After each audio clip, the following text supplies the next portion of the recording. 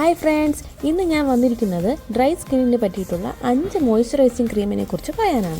First വന്നിട്ട് പോൺസിൻ്റെ light മോയ്സ്ചറൈസറാണ്. ഈ moisturiser നമ്മുടെ മുഖത്തിന് നല്ല പ്ലംബി ആയിട്ട് വയ്ക്കാനും ഒരുപാട് നേരം നമ്മുടെ മുഖത്തിന് മോയ്സ്ചറൈസറാക്കി വയ്ക്കാനും ഹെൽപ്പ് ചെയ്യുന്നു.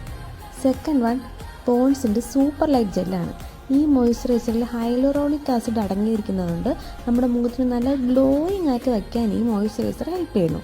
അടുത്തത് നിവ്യയുടെ സോഫ്റ്റ് ലൈറ്റ് മോയ്സ്ചറൈസിങ് ക്രീമാണ്.